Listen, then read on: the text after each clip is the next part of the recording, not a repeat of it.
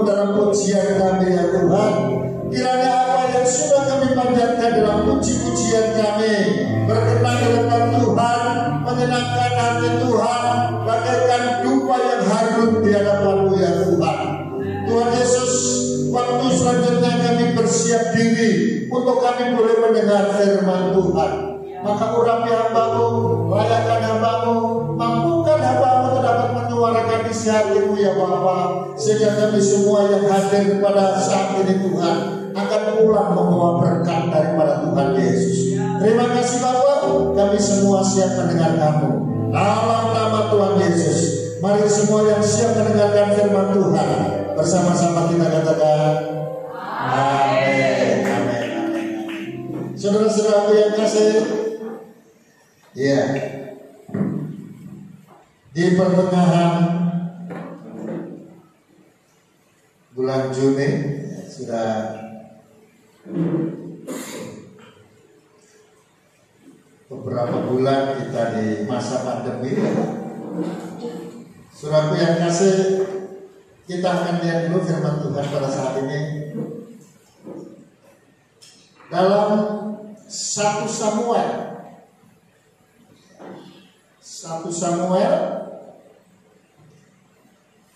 di pasal 1 kita baca satu ayat saja, yaitu ayat 20. Lalu nanti lanjut pasal 2 ayat 18 sampai dengan ayat yang ke-26.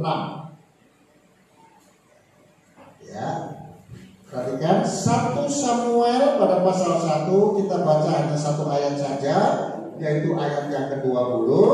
Baru berlanjut kepada pasal 2. 1 Samuel pasal 2 ayat yang ke-18 sampai dengan ayat yang ke-26. Ya. Baik, dipersilakan untuk bangkit berdiri saudara-saudaraku yang kasih, karena ini adalah ayat pertama yang kita baca di dalam pembahasan di hari ini. Ya, sama-sama kita akan baca saudara-saudaraku yang kasih, atau responsoria ya.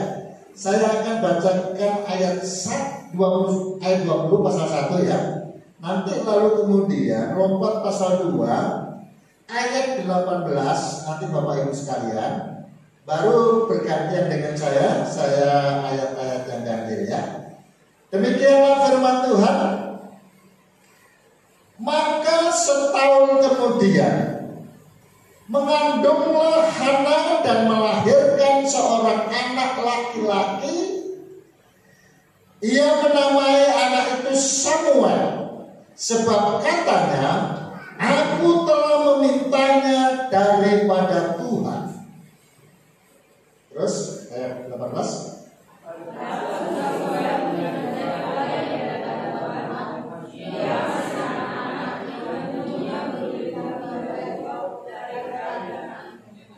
Setiap tahun ibunya membuatkan dia jubah kecil dan membawa jubah itu kepadanya apabila ia bersama-sama suaminya pergi mempersembahkan korban sembelihan tahunan.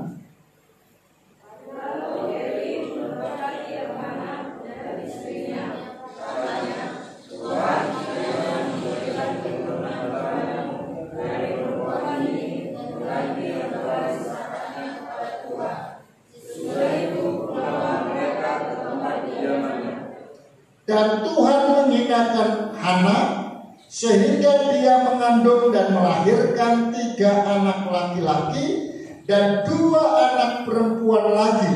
Sementara itu makin besarlah Samuel yang muda itu di hadapan Tuhan.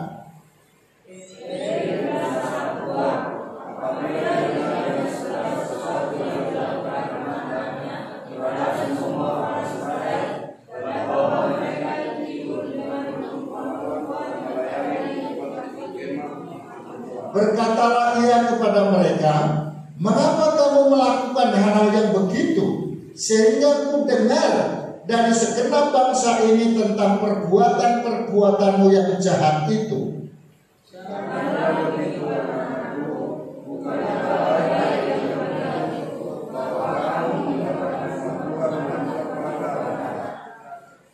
Jika seseorang berbuat dosa terhadap seorang yang lain, maka Allah akan mengadili.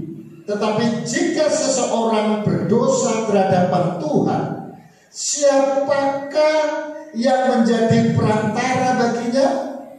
Tetapi tidaklah didengarkan mereka perkataan ayahnya itu, sebab Tuhan hendak mematikan mereka. Sama-sama.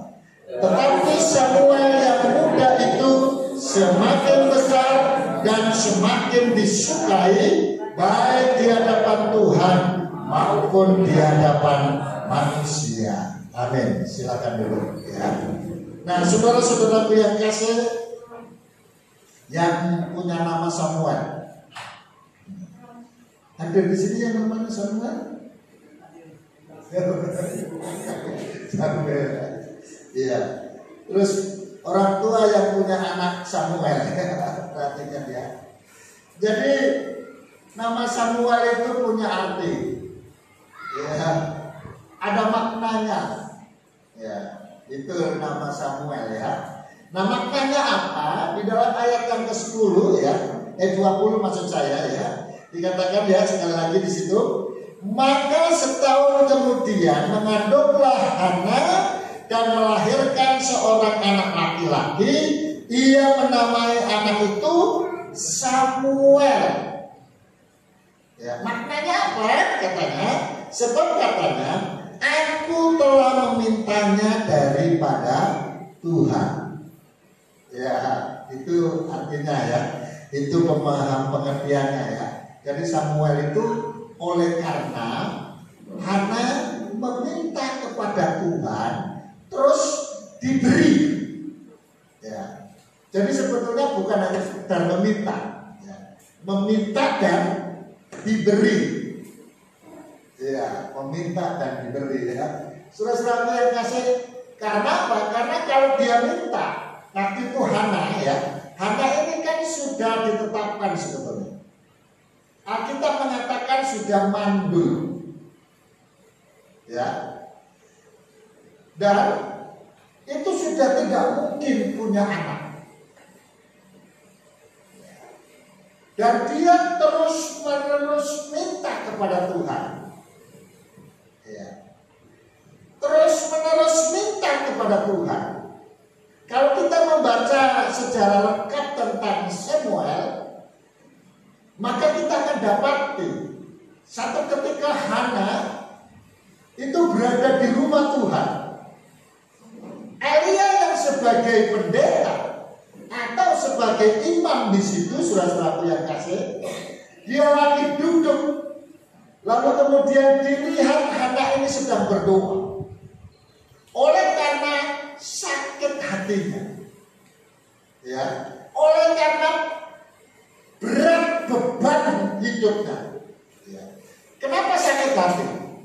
Kenapa beban berat di dalam hidupnya? Ya, karena pada zaman itu dia punya apa namanya?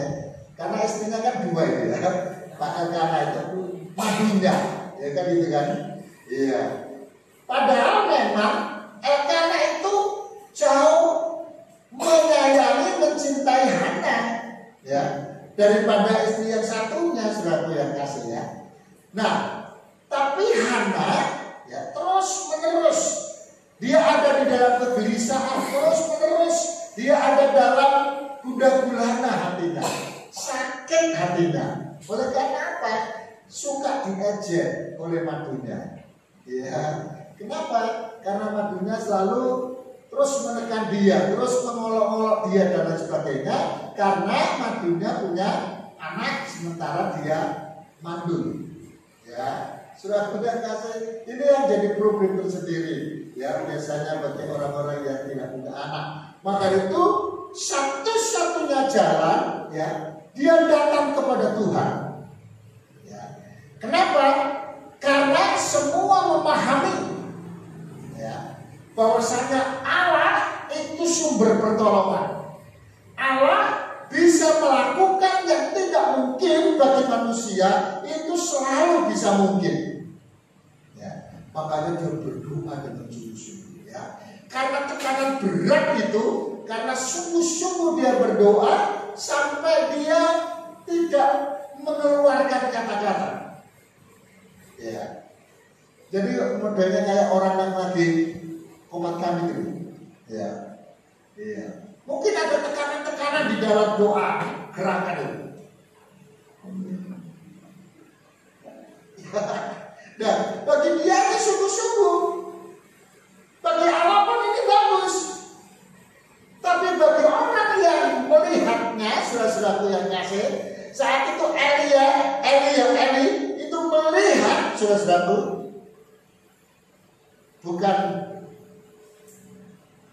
Elia ya, Imam Eli ya. Karena kalau Elia itu nabi ya.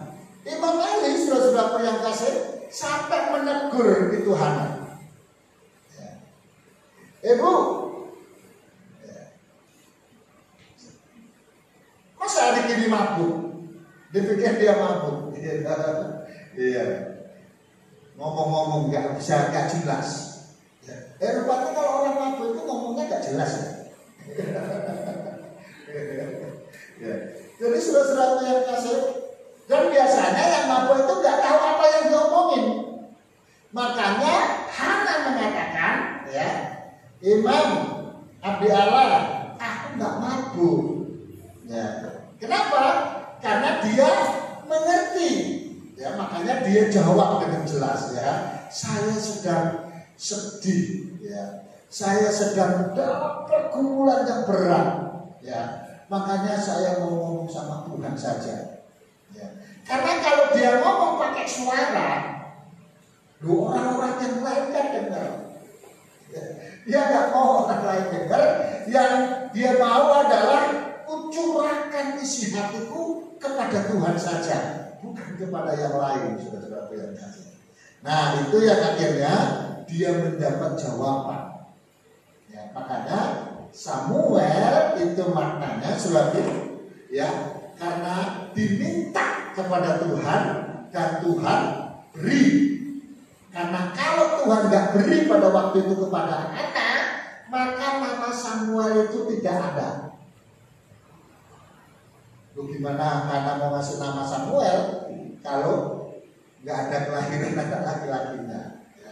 Karena ada kelahiran anak laki-lakinya, maka nama Samuel itu ada.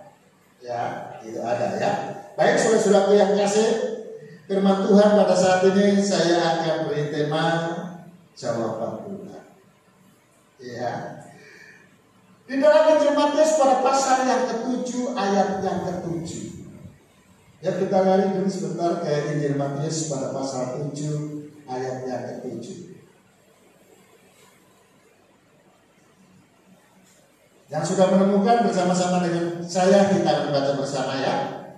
2, 3. Mintalah maka akan diberikan kepadamu, carilah maka kamu akan mendapat, ketuklah maka pintu akan dibukakan bagimu. Terus, karena setiap orang yang meminta menerima, dan setiap orang yang mencari mendapat, dan setiap orang yang mengetuk baginya pintu dibukakan. Terus, adakah seorang daripadamu yang memberi batu kepada anaknya jika ia meminta roti, atau memberi ular jika ia meminta ikan?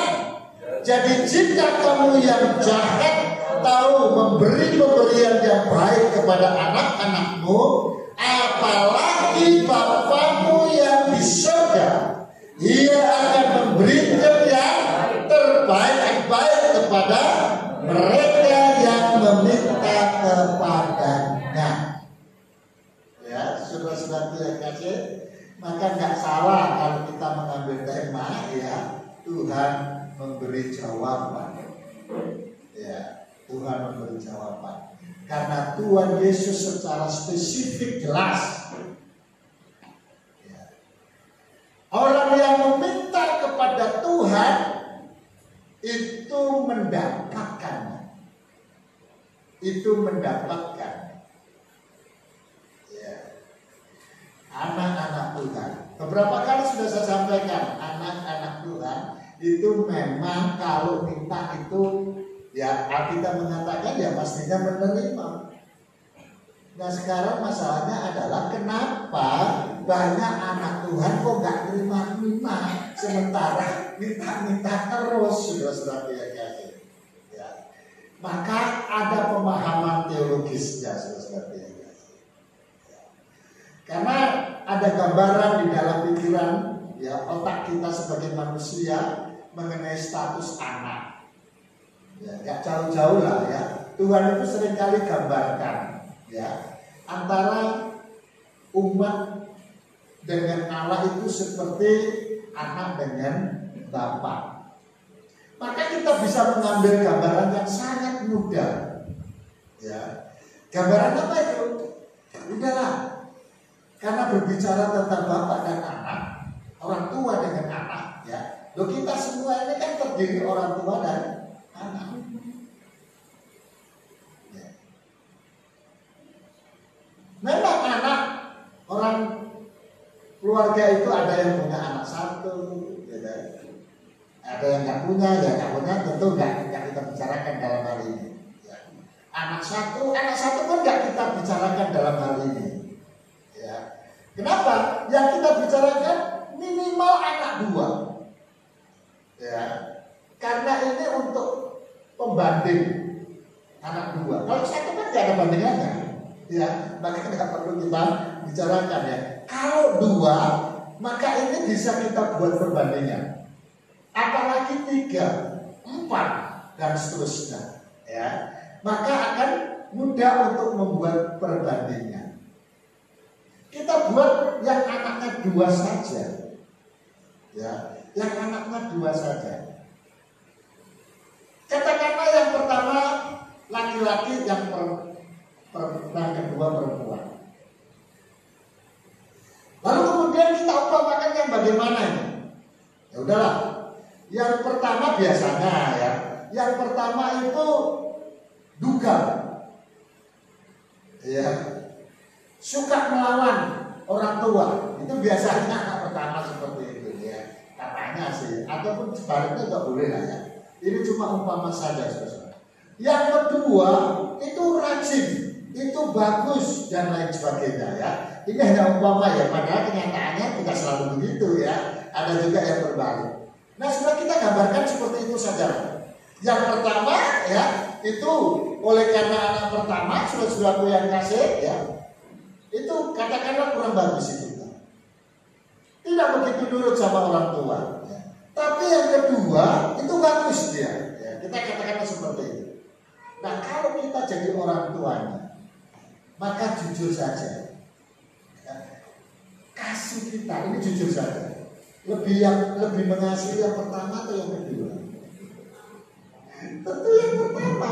Kalau yang baik itu yang kedua, sudah yang kasih, tentu kita akan mengasihi yang kedua. Ya. Nah soal wajah, bentuk fisik, ya mungkin yang tidak baik itu bagus fisiknya, ya. Tapi yang bagus itu bentuk fisiknya nggak kurang bagus lah sebenarnya. Ya, soalnya oleh karena dia baik kepada orang tua, ya lalu yang fisiknya bagus tidak baik terhadap orang tua itu akan tetap memilih mengasihi lebih, yaitu kepada yang baik kepada orang tua. Itu pada umumnya seperti itu. Nah Tuhan memberi gambaran seperti itu. Kita sebagai anak Allah sering kita mendengar kesaksian-kesaksian yang ada. Ya. Karena pandemi ya, makanya kita nggak buat kesaksian. Karena kalau kesaksian baru sekali ya kemarin ya masih yang begini ya. Karena akan mengulur waktu ya. Nah saudara-saudaraku yang kasih, kenapa yang sama kok ditolong Tuhan, kok dijawab, aku kok nggak dijawab? Nah seringkali seperti itu ya. Lalu kemudian ada umat Tuhan yang selalu mengeluh dia ya. Tuhan nggak sayang sama saya dan lain sebagainya. Tuhan gak adil sama saya. sementara yang sana kok ya padahal dan lain sebagainya. Nah saudara, Tuhan lebih tahu akan isi hati kita. Kalau manusia itu terbatas dengan apa yang dia lihat saja. Nah itulah sebabnya saudara yang kakek, maka dalam kacamata Tuhan ya ada tanda kutip anak-anaknya ya kan, yang sungguh-sungguh kepadanya ya. Tapi juga ada anak-anaknya yang kurang sungguh-sungguh, dan ada anak-anaknya yang tidak sungguh-sungguh. Ini dibagi jadi 3 aja lah ya. Ya surat-surat yang biasa. Tidak sungguh-sungguh, setengah sungguh-sungguh, dan sungguh-sungguh. Hana itu masuk dalam kategori anak yang sungguh-sungguh. Kenapa? Karena dia ada rutinitas komunikasi dengan Tuhan. Ya, ibadahnya, ya, doanya, perenungannya akan firman Tuhan. Padahal kalau dibanding antara keluarga Elkanah, ya, dengan Eli, ya, dia kalau bahasanya sekarang itu pendeta, maka kehidupan bergerejanya, kerohaniannya itu harusnya beda juga.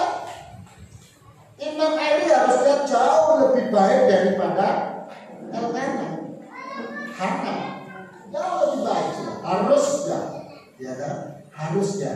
Tapi Alkitab kita mencatat, ya, justru malah terbalik. Elkanah yang umat biasa, dia punya kualitas dalam kacamata Tuhan itu lebih hebat daripada Eli, saudara. Kenapa? Kenapa ya? Kita lihat dulu bagaimana Elkanah, Hana ya hidup di dalam Tuhan. Kita baca balik lagi di dalam 1 Samuel pada pasal yang ke-2. 1 Samuel pada pasal yang ke-2 ayat 18 dikatakan begini. Adapun Samuel ya menjadi pelayan di hadapan Tuhan, ia masih anak-anak, masih kecil sudah, yang tubuhnya berlilitkan baju efod dari kain lenan.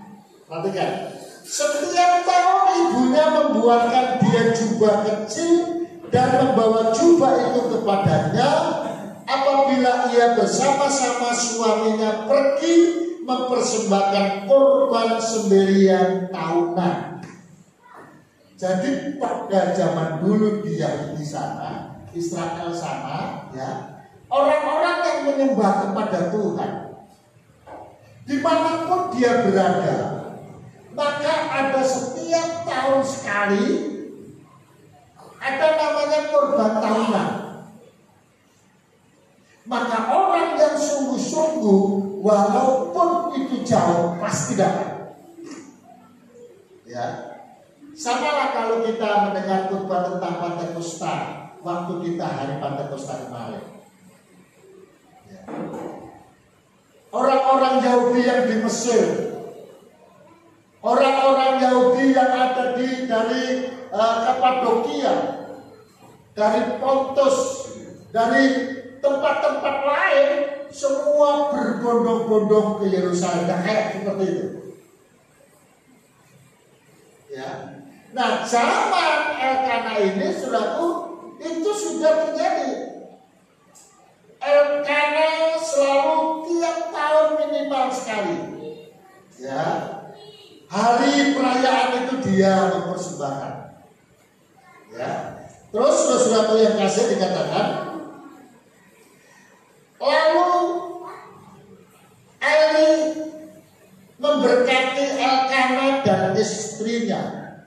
Ya, katanya, Tuhan memberikan keturunan kepadamu, dan seterusnya. Eli yang justru mendoakan, Eli yang justru memberkati, karena dia adalah imam. Ya, maka engkau akan punya anak. Ya, saudara yang kasih, itu yang terjadi. Ya. Lalu kemudian setelah lahir anak itu didorong. Perhatikan, ya. Samuel saat itu belum ngerti apa-apa, tapi orang tuanya mendorong anaknya, memotivasi anaknya untuk pentingnya terlibat di dalam pelayanan. Ya. Maka anaknya itu didorong, bahkan anaknya diserahkan, ya, untuk Tuhan. Ini yang ada, ya. Jadi itu sama dengan istilah bahasa Indonesia. Kalau kita diberi sesuatu oleh seseorang, ya, oleh Tuhan juga, ya, kita selalu mengucapkan apa? Terima kasih. Ya, jadi harusnya begitu, ya. Itu harusnya melekat, lalu diwujud nyatakan. Ya. Kalau melekat di hati, terima kasih, tidak diwujud nyatakan, itu adalah orang yang menerima sesuatu, ya kan? Terus ucapan terima kasih itu hanya kata-kata saja. Tapi yang kalau diwujud nyatakan adalah kita sudah menerima, ya, bukan sekedar kita mengucapkan kalimat terima kasih, tetapi kita actionkan apa itu terima kasih itu. Hana, oleh karena dia meminta kepada Tuhan, ya, untuk menghapus noda hitam, kehinaan, oleh karena tidak punya anak, terus Tuhan beri anak, ya. Dia ucapkan terima kasih, ya. Waktu Imam Eli menyatakan berkat untuk mengandung, ya, dia mengucapkan terima kasih, sudah diucapkan terima kasih, ya, tapi itu belum, ya, wujud nyata, saudara. Maka ketika melahirkan anak, actionnya adalah anak itu diserahkan kepada Tuhan, ya. Anak itu didorong untuk setia beribadah.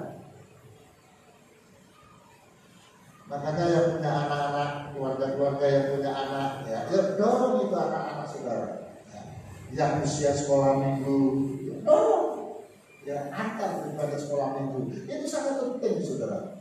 Yang punya anak muda-muda, remaja, dorong itu untuk ibadat kaula muda, ya, ya. Nah, masa pandemi ini agak lumayan ibadah pemuda, ya, tapi saya lihat masih ada yang anak muda-muda, yang anak remaja yang tidak beribadah. Ya, ya, kita sebagai orang tua, ya, dorong itu. Ya, nggak cukup dari mimbar dikatakan, diumumkan, ayo datang, ya. Karena selalu di mimbar diumumkan. Ya, di hari Jumat dalam doa diumumkan juga, jangan lupa, ya, tapi tetap juga nggak datang, ya, saudara-saudara yang kasih, ya. Namanya anak-anak sebagai yang kasih. Kan perlu kita dorong, ya. Mungkin sekali dia nggak mau dan lain sebagainya, alasan apa? Ada dorong lagi, ya. Saya yakin saudara yang kasih, kalau kita terus lakukan itu, ya, sama kita meminta kepada Tuhan pasti gerakan anak kita untuk kita. Maka saya bersyukur sekali kalau anak-anak muda sudah mulai terlibat dalam pelayanan, ya kan? Hari ini ada singernya yang baru, ya. Baru kali ini, ya, singer diumumkan itu. Nah, nanti tanyalah orang tuanya sama anaknya, yang hari ini singer umumkan gitu kan, ada apa di hatinya? Pasti akan dia cerita, yang mungkin dia gugup, mungkin dia bapak, mungkin dia grogi, ya, dan lain sebagainya. Itu pasti ada. Ya, semua orang punya pengalaman. Aku juga dulu begitu. Ya, bahkan dulu waktu aku belajar khotbah, saudara-saudara, belum sekolah kita, belajar khotbah, saudara-saudara yang kasih. Sebetulnya saya tahu mimbar ini nggak akan lari, saudara. Tapi itu pengalaman saya khotbah yang pertama, aku pegang erat-erat.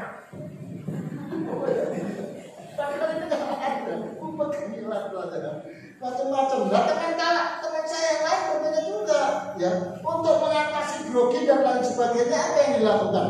Dia takut memandang jemaat, maka dia memandang yang tidak perlu dipandang. Apa itu memandang yang tidak perlu dipandang? Karena itu bukan fokusnya. Pokoknya saya lihat, saudara-saudara, kalau kita percaya kepada Tuhan, saudara-saudara, maka kita, ini kok bahasa Masya? Sebagian di sini, yang ini aja, lalu kemudian dia bawa, kasihan gimana? Tapi itu, ya kan? Itu memang realita pengalaman yang harus dilalui oleh orang-orang yang baru, ya. Ya, makanya nggak apa-apa ya. Ya. Pada waktu main drum pertama di pemuda ya, karena takut salah dan sebagainya, akhirnya tambah salah. Nggak apa-apa, salah nggak apa-apa kayak gitu ya. Iya. Jadi saudara-saudara yang kasih, lalu itu Elkana dan Hana. Karena dia sudah punya fokus, dia tahu fokusnya. Mengapa? Karena dia sudah pengalaman hidup bersama dengan Tuhan. Mandul sudah nggak mungkin punya anak, tapi ketika dia meminta kepada Tuhan, dia ambil dan dia punya anak. Pasti Tuhan akan memberikan yang terbaik bagi dia. Diserahkan, begitu diserahkan itu Elkana, yang melayani Tuhan, ikut terlibat. Samuel ya ikut terlibat ya. Mulai dari kecil-kecil ya, dan tidak tahu apa-apa ya. Akhirnya sampai dia bisa melayani ya. Ya. Kalau bahasanya sekarang sampai tahu main drum, sampai tahu main keyboard, sampai tahu main bass, sampai tahu apa namanya? Tamborin. Ya.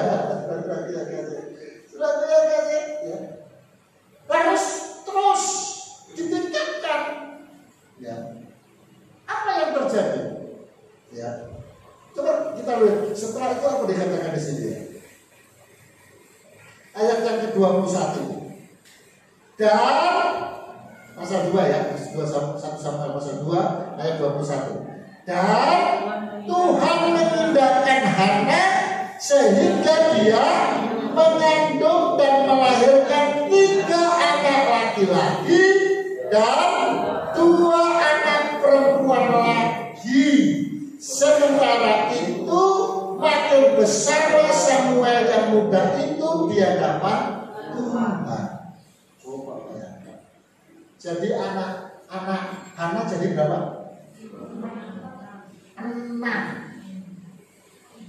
Kan lahir Samuel dulu. Samuel diserahkan kepada Tuhan, gitu. Lahir anak-anaknya yang lain lagi, ya, yaitu 3 laki-laki, 2 perempuan, jadi 5 tambah Samuel ada 6.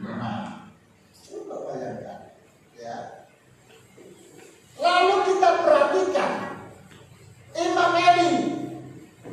Jadi jabatan apapun itu di dalam pelayanan Tuhan, saudara yang kasih, ya, itu tidak menjamin kita masuk dalam anugerah Tuhan, saudara yang kasih.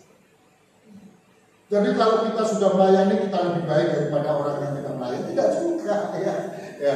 Ini yang menjadi barometer, ya, yang menjadikan kami para hamba Tuhan terus belajar, ya, terus belajar, termasuk keluarga saudara.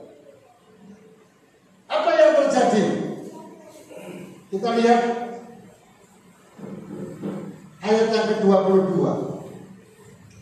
Eli telah sangat tua. Saya nggak tahu apakah karena dia sangat tua. Ya, namanya orang yang sudah tua, sudah yang kasih ya, itu kan energinya sudah mulai menurun. Terus merasa dia kurang bisa gerak yang ini sudah yang kasih, sehingga anaknya itu akhirnya ya udah dibiarkan aja, saya nggak tahu jadi ya. Iya. Tapi yang jelas adalah apabila didengarnya segala orang Israel, dan bahwa mereka itu tidur dengan perempuan-perempuan yang melayani di depan pintu kemah pertemuan. Berkatalah ia atau Eli kepada anak-anaknya, kepada mereka, mengapa kamu melakukan hal itu, sehingga ku dengar dari segenap bangsa ini tentang perbuatan-perbuatanmu yang jahat itu. Janganlah begitu. Saudara, coba ayat yang ke-25 kita baca ya. Kita lanjut ayat yang ke-25 ya. Jika seseorang berdosa terhadap seseorang yang lain, maka Allah yang akan mengadili. Tetapi jika seseorang berdosa terhadap Tuhan, siapakah yang menjadi perantara baginya? Saudara perhatikan ayat ini ya, selanjutnya ini. Tetapi tidaklah didengar mereka perkataan ayatnya itu, sebab Tuhan tidak mematikan mereka. Ya. Anak yang tidak dibimbing oleh orang tuanya untuk takut akan Tuhan, atau juga anak yang tidak mau dengar-dengaran orang tua. Jadi perhatikan, ya, dalam satu sisi ada orang tua yang nggak bersalah. Kenapa? Karena orang tua sudah menasihati, sudah mendorong untuk takut akan Tuhan, tapi anak nggak mau. Nah, inilah anak ini, ya, dia nggak mau. Tapi ada yang memang orang tua yang salah. Kenapa? Karena anak-anaknya nggak didorong untuk beribadah kepada Tuhan, mendekatkan diri kepada Tuhan, layani Tuhan.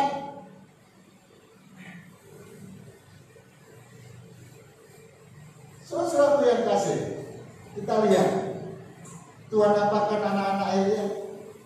Tuhan matikan itu, saudara. Tuhan matikan ya. Dan memang di masa tuanya Imam Eli akhirnya, ya, setiap orang yang menanam pasti menuai. Menangis di hadapan Tuhan dia. Anak-anaknya itu mati semua. Ya. Nah, saudara-saudara yang kasih, maka seharusnya ayo kita belajar tentang potret, ya, keluarga Elkanah, ya, Hana yang menyerahkan. Saya akan mengakhiri dengan firman Tuhan yang terambil dari Timotius. Ya, Timotius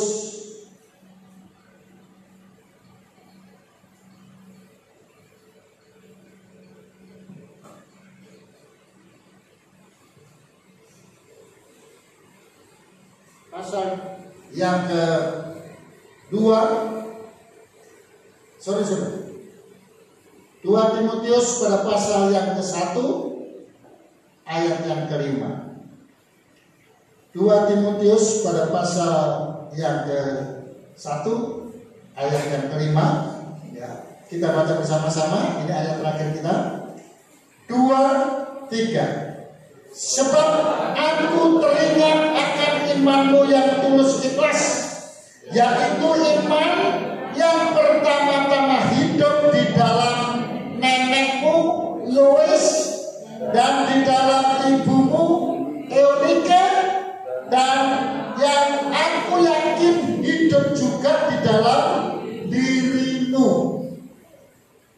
Ya, coba perhatikan Timotius, dari orang yang tidak mengenal Tuhan yang harusnya dibinasakan, tapi oleh karena neneknya yang selalu takut akan Tuhan, dia dorong itu anak-anaknya atau ibunya. Siapa namanya? Eunike. Ya. Neneknya kan Lois. Ya. Lois ajar itu Eunike tentang pentingnya beribadah kepada Tuhan, tentang pentingnya terlibat di dalam pelayanan Tuhan. Ya. Lalu Eunike, ajaran yang diajarkan oleh neneknya itu diajarkan kepada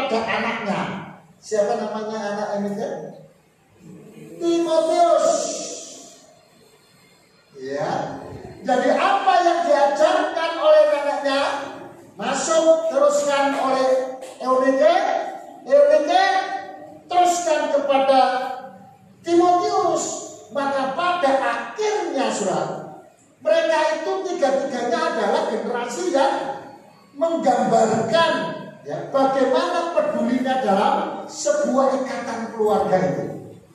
Ya. Dorong untuk mendekatkan diri kepada surga. Ya, jadi melalui mimbar hari ini saudara-saudara yang kasih, ayolah ya kita dorong anak-anak kita ya semuanya ya supaya mereka semua terlibat di dalam pelayanan ya berganti-gantian dan lain sebagainya ya. Jadi saudara-saudaraku yang kasih, ini firman Tuhan yang bisa disampaikan pada saat ini, kiranya ambil makna yang begitu hebat, terapkan di dalam hati dan keluarga dan actionkan di dalam kehidupan sehari-hari supaya kita benar diberkati Tuhan, dan ketika kita ada keperluan kita meminta, Tuhan akan memberi